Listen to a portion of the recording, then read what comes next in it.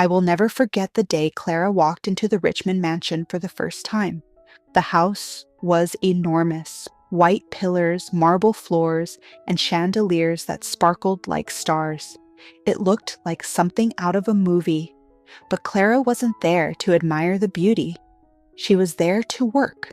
She held her cleaning supplies tightly as she stepped inside, her heart steady, but her mind already preparing for what was to come. Clara had been a maid for years, and she knew exactly how people like the Richmonds treated people like her. Mrs. Richmond, a tall, elegant woman with a permanent frown, barely looked at Clara when she entered. Instead, she waved a perfectly manicured hand and said, "Shoes off before you step inside. And be careful, I don't want any stains on my floors." Clara nodded, forcing a polite smile, and slipped off her shoes. She had learned long ago that people like Mrs. Richmond didn't see her as a person, just another pair of hands to clean up their mess. Then there were the daughters, Emily and Vanessa, both in their early 20s, dressed in designer clothes, sipping expensive coffee as they scrolled through their phones. "Oh my God, Vanessa, can you imagine being a maid for a living?" Emily whispered, loud enough for Clara to hear. Vanessa giggled. "I'd rather die." Clara felt the words stab at her chest, but she didn't flinch. She had heard it all before. Rich girls with soft hands and cold hearts, laughing at people who worked harder in one day than they ever had in their entire lives. Then there was Mr. Richmond. He was always on his phone, always in a hurry. Clara cleaned around him for months, and he never once spoke to her, not even a good morning. She was invisible to them, but what they didn't know was that Clara was listening, and she was learning. What the Richmonds didn't realize was that Clara wasn't just a maid. She had a dream, a big one. Every night, after long hours of scrubbing floors and making beds, Clara went home to her tiny apartment and studied. She took business classes online, learning everything she could about real estate, investments, and finance. She didn't spend money on fancy clothes or expensive dinners.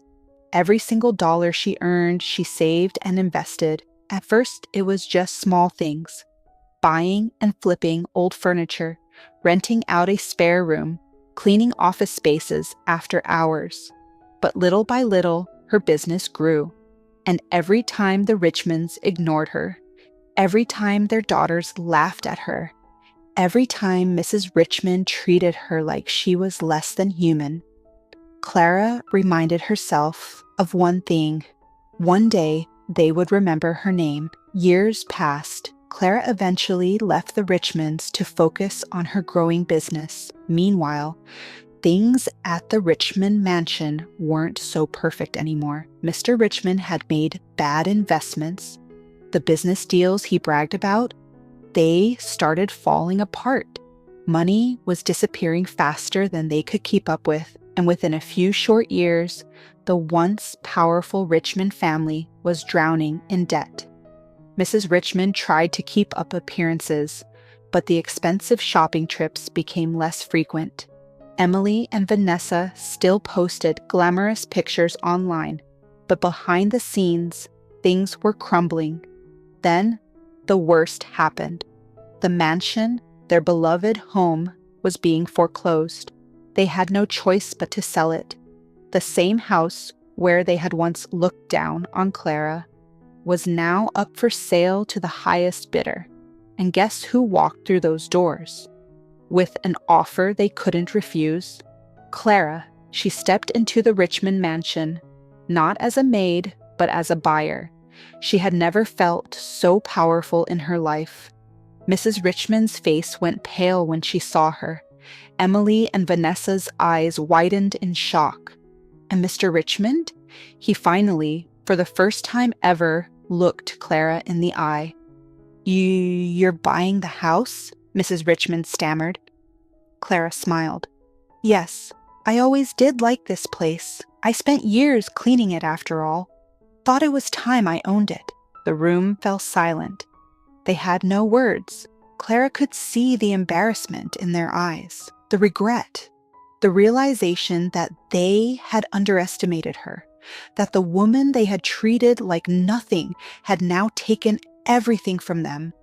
But Clara, she didn't need revenge. She didn't need to be cruel. She signed the papers, took the keys, and as she walked through her mansion, she turned to them one last time and said, "Don't worry, I'll take good care of the place." And with that, the doors closed behind her. Never underestimate hard work, resilience, and determination. You never know who you're looking down on today. They might be the ones looking down at you tomorrow.